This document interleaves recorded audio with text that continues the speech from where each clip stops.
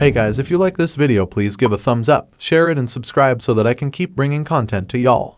This time we will start in the immortal world, where you can see the foot of someone running, and then we see two guys who notice a noise behind them and turn around surprised to see that it is a small stone falling from above, followed by a light that passes very fast cutting them without them noticing, and we see the guy running worried cutting everyone who gets in his way, and thinking this one, damn, the wound is open again. Then we see a green jade with a bloody letter saying Luo Wiju. If you don't come to the location within instances of time, then you will have to pick up his corpse. Clutching the jade against his chest and recalling saying to a girl, since I promised to take you as my disciple, there is no need for such worldly etiquette. That accessory I return it to you, to which she with much joy says, Master, I am lucky to be your disciple. This is the most important thing for me, although the gift of learning is trivial, but it is a piece of your disciple's heart and I hope the master can accept it. Luo approaches his disciple telling her that she will then follow him to practice the art of immortality and have a long life. And then we see the injured disciple in a kind of cracks trapped by chains and being observed from below by various types of monsters, asking for the help of his master in this circumstance,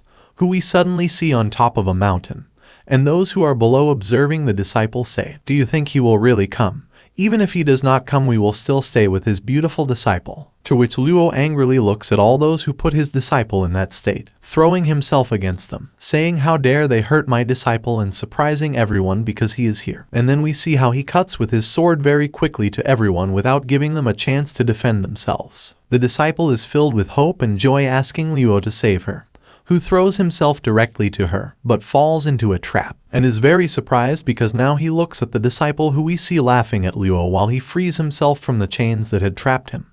Being very hurt by this situation, she says, Master, since you and I are master and disciple, why don't you pass me your inheritance? I thought you had a cold heart and valued our relationship, but you fell into this trap by coming, adding that for trying to save her he is seriously hurt, and saying that this moves him for his carelessness and negligence. And we see that Luo asks what is his objective, preparing the disciple one of her techniques and throwing him towards him, saying, deliver the scriptures of the Supreme Emperor, and I will give you a pleasurable experience, master. And he looks at her thinking he can't move, and she is holding him by the neck saying that, if you don't do it, don't blame your disciple for not being good to the master. Remembering Luo as his disciple was when he met her, getting angry and destroying the jade, he stands up and giving off a great power says no way will he do it, scaring the disciple, who thinks about the fact that he is seriously injured but still gives off a huge power, appearing from behind a ball of purple energy hitting from behind Luo, making him spit blood. Now we see two guys laughing. Luo turns and asks these how could they betray him because of the Supreme Emperor's scriptures. One of these saying, why do you insist on giving up your life? Honestly, give up the Supreme Emperor's scriptures. We can still keep your corpse for the sake of our friendship in the past. What do you say? And the other also says, don't worry brother, we will also take good care of your disciple so that you have no worries,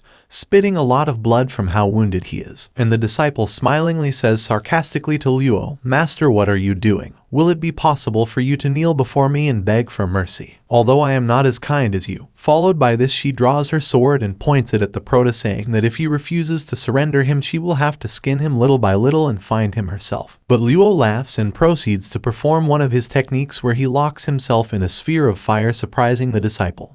And the two guys run towards Luo to try to stop him, because that must be the secret technique, body protection of the writings of the Supreme Emperor, showing us the Prota inside the sphere of power saying this while smiling. You want the Supreme Emperor's scriptures so badly, then go and look for them in hell, making the sphere explode, shouting the worried disciple, who says, no way, this guy will destroy himself, showing us how that explosion destroys the planet. A moment later you can see someone opening his eyes. Hearing this one, someone saying, welcome dear passengers, please do not leave the luggage unattended anywhere. Next stop, Tom So City. The Prota surprised, questioning himself, well, I am not dead and reborn. Looking this one his reflection through the window, thinking the Prota the cultivation in this body is completely lost, but the writing of the Supreme Emperor remained. This does not seem to be an illusion. I never thought I could return to Earth to when I was 20 years old. Now I just need to recultivate my spiritual body and build a solid foundation. Meanwhile, I will also find some of the heavenly seeds hidden in various parts of the earth, and then within this heaven and this earth there will be no one else who can compete with me. Recalling this to his disciple, saying, I hope to see you again. At that time he receives a call from an unknown number, and you can see that it is a girl being with her mother saying this, Hello Lachin, it's me Zhang Xiaoman. This is my mother's phone as my phone is dead. Seeing her mother very serious to her daughter while she is talking to the Proto. Turning Zhang to see her mother, making this one clueless. Continuing Zhang with the call telling the Proto that when he arrives send a message his mother and he will be picked up at the station. Thinking the Proto and rejoicing this one saying, yes, there is a score I must settle with you, when suddenly a girl approaches the Proto shouting at him, what do you mean? Turning around surprised not knowing what he is talking about. And this one says, don't pretend, I have seen you looking at this, and then you shook your head pretentiously. She continues saying, how dare you shake your head like that? But the man on the side of her says, I'm afraid you've never seen this $10 million painting in your life. Saying the old man to the girl, don't be rude. And saying to the Proto, young man just shook his head, what do you think of this painting? Sighing he says, it's fake. The girl, we will call her Shuang, who gets angry saying what? And the old man is surprised by what the Proto said and looking at him very seriously saying, you can eat, but you can't talk nonsense. I have had this authenticated by several masters in the field. The Proto repeats telling him, the Proto very serious, I said it's fake.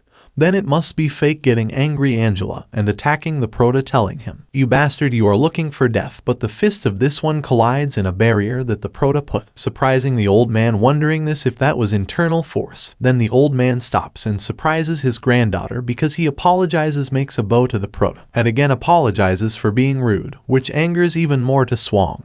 And the Proto just looks at him thinking that he is interesting, whom we see scolding and asking him to apologize to the gentleman, as the old man thinks that the person who is able to release his inner strength among martial artists are considered Mount Taji and the North Star, or at least a great master. If this man had a murderous intent, he would have killed my granddaughter in an instant, who we see apologizing to the Proto, who says never mind, this will not happen again, which makes the girl think that since I was born no one has been able to make the grandfather so respectful, and wondering this guy who the hell he is. The old man says, thank you very much sir for your kind words. The granddaughter being surprised again by what her grandfather does and says, and the old man says, may I ask your name sir? Luo Chen replies, and the old man approaches to ask him, what is your basis for saying that this painting is fake? And Luo grabs the painting and breaks it into pieces, surprising them both. Now he takes 3 pieces and asks him what is the difference between these 3 ink marks,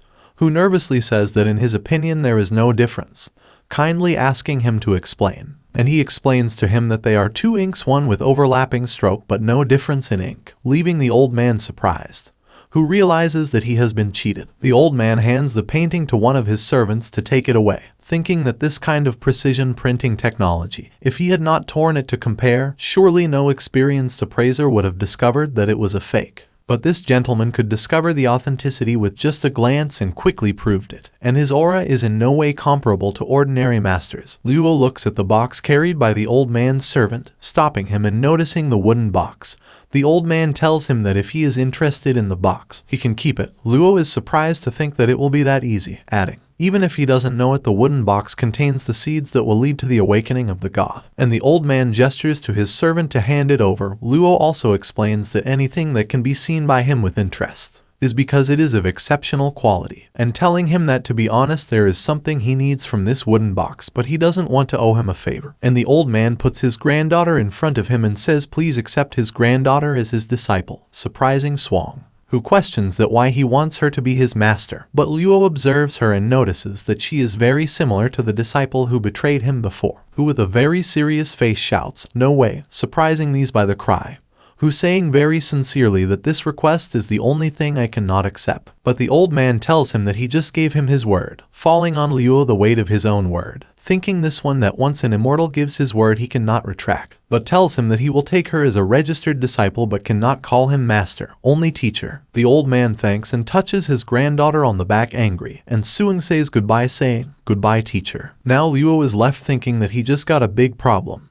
He gets off at his stop, and the old man says goodbye telling him to contact him if he has any problems, and scolds his granddaughter telling her that she should not shout like that, as girls should not be so pushy in public. A moment later Shuang asks her grandfather, what the hell is going on with you today? Given your status in Tongzhuo, how many capable masters are begging to accept me as a disciple so that she had to choose that boy who looks younger than her? Hitting the old man his granddaughter on the head he says, whether you like it or not he is already your master. Believe me, he is not someone ordinary and there are some things you don't understand. I don't blame you, but you must remember I have told you about Lin Huolong, being surprised at that name, asked if he means Lin Huolong, who is known as the wild beast in the ranking of Tianlong. The old man states, saying so. He was the man who destroyed an armed group of hundreds of people on the battlefield abroad with his own hands and became a famous martial arts master. Asking Swang, that you mean that person can become someone like Lin Huolong? The old man scolds her again, telling her that he will not become someone like Lin Huolong, as he is not weaker than that famous master. So the old man tells her that she has to do her best to win his trust, and she replies that yes. In another part, Zhang and his mother are waiting for Luo,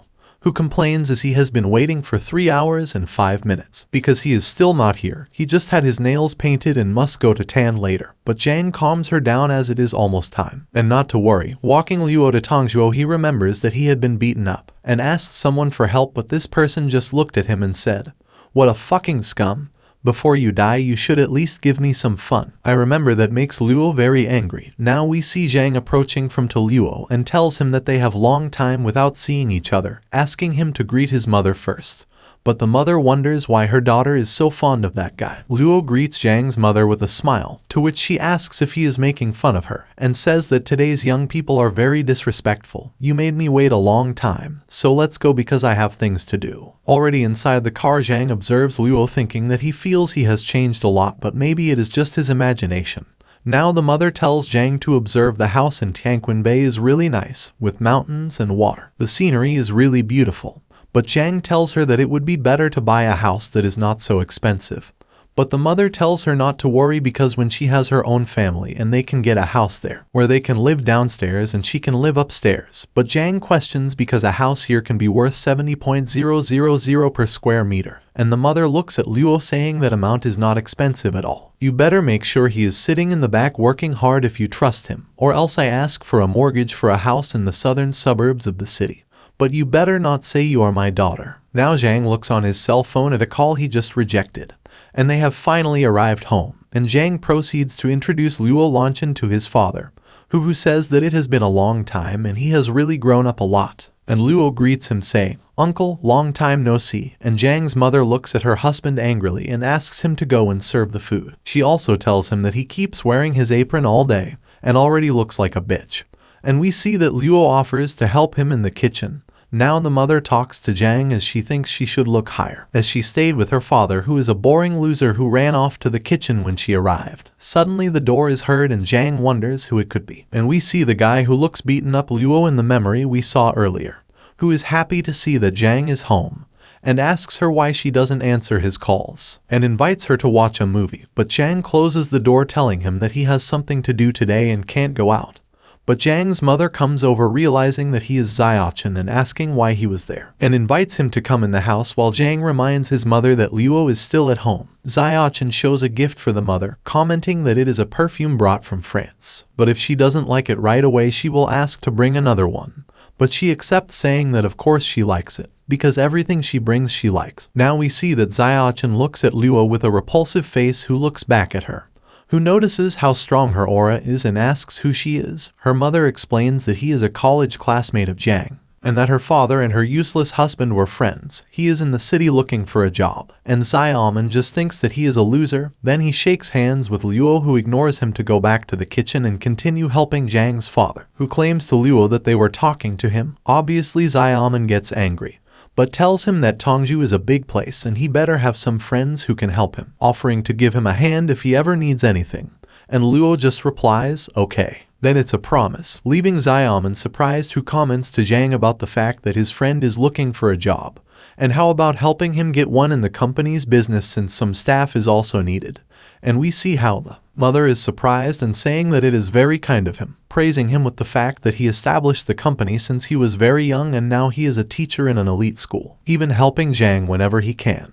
And also he does not miss the opportunity to tell Luo that there is a lot he should learn from him. Now the mother invites Xiaoman to eat, and we see how out of the corner of our eyes Luo looks at the guy and starts to leave. While Zhang asks him where he was going, Xiaoman takes the opportunity to say, "That's right, get out scum, you can't even show your face." But all that happens while Luo throws a technique on Xiaoman's neck. Now while they are outside, Zhang takes the opportunity to clarify that she and Xiaoman are just friends, but he just ignores her and she is really surprised by his attitude. She even starts to cry, claiming that although he is sincere with her, being sincere is not enough, and explains to him that Xiaoman's father is the second in command in the city and is also a major shareholder of a publicly traded company, that she doesn't expect him to have as much power as he does, but at least he can afford a house in the city so that they can have a small family. And then he questions what she means. Zhang continues and comments that his father's factory is worth more than 3 million, that he should use it as a loan for the mortgage of a house as his mother told him. Luo looks at her very seriously and remembers that in his previous life he had placed the papers of the house in her name. And some time later he would find Zhang having sex with Xiaoman, who would hire people to beat up Luo. Furthermore, we see how he claims to Zhang saying that this was the money his father saved all his life. And out of the memory we see Zhang asks him if he will talk to his father while grabbing his arm.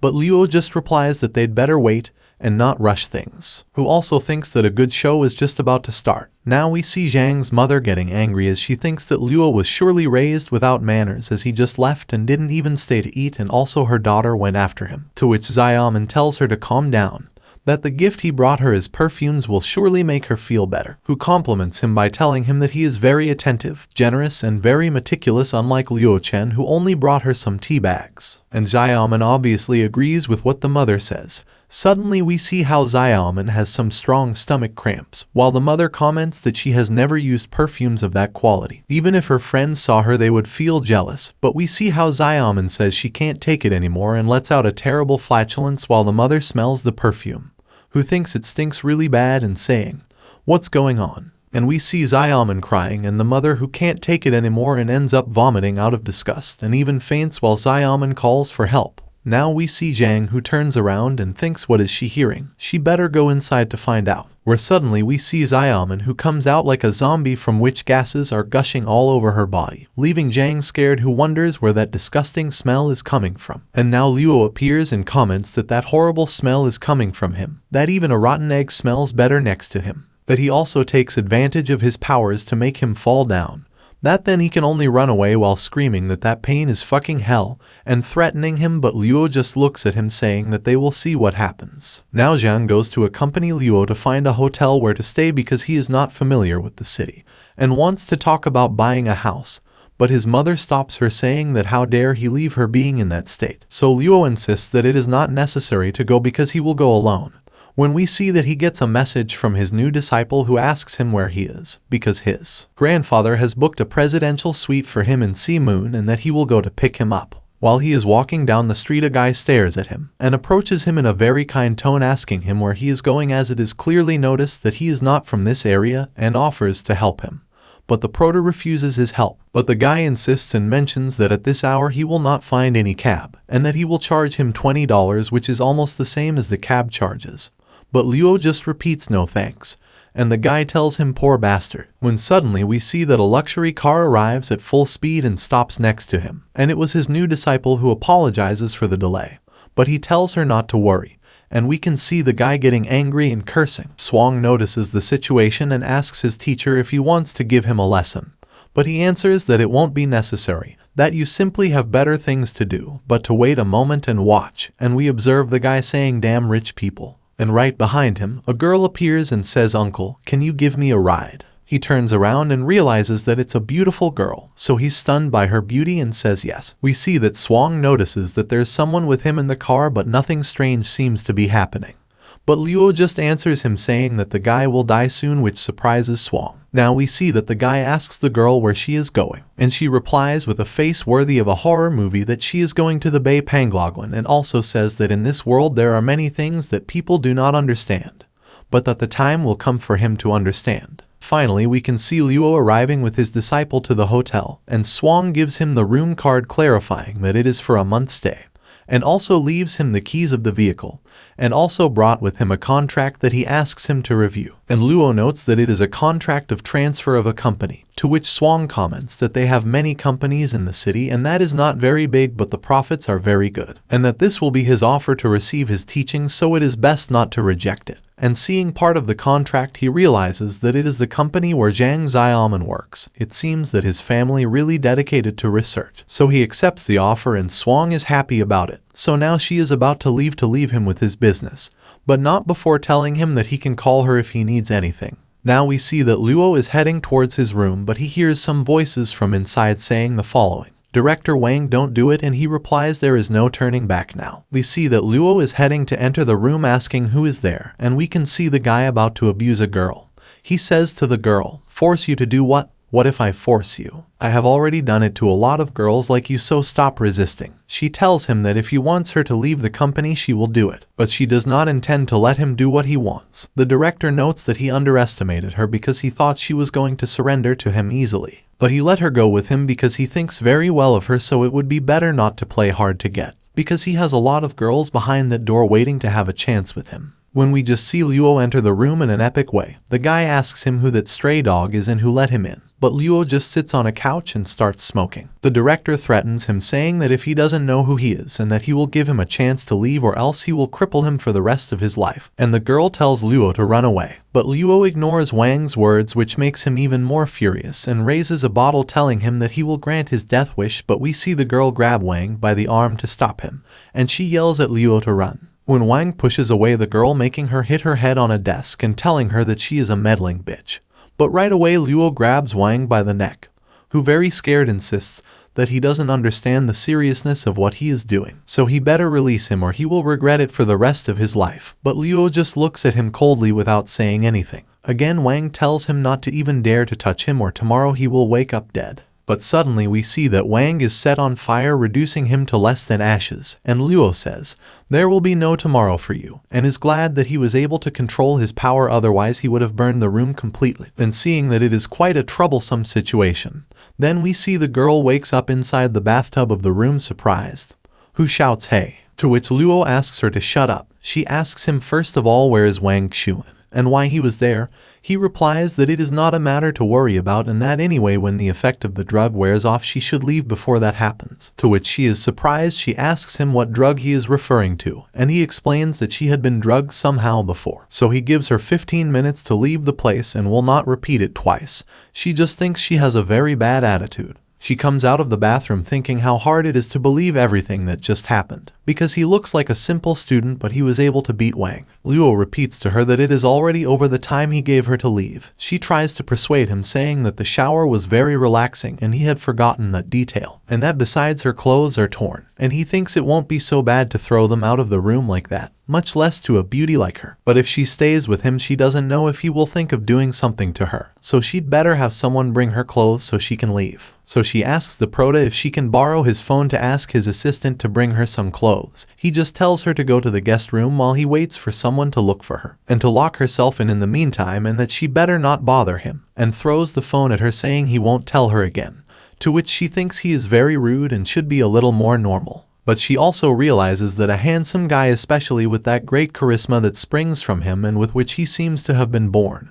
But he repeats, "Go away," and leaves thinking that he should fix that attitude. Now that Luo is finally alone, he proceeds to use the box that Swang's grandfather gave him, and he is excited because he indeed finds the seeds that he knew that the box hid, and thanks to the writings of the emperor he was able to detect them, because these seeds are the marks of souls or essences left by the ancient fallen gods, and it is certainly a unique opportunity in life, because even the lowest quality of seeds can help an ordinary person to awaken his divine reserves, and their usefulness does not end there, because even if they are well worked you can get the eye of heaven, which gives you the ability to see through anything. And that since he lost his cultivation has had to rely on the writings of the emperor to maintain its strength. But that will not last forever, and that is the only way to revive his cultivation, and that seed will be his salvation.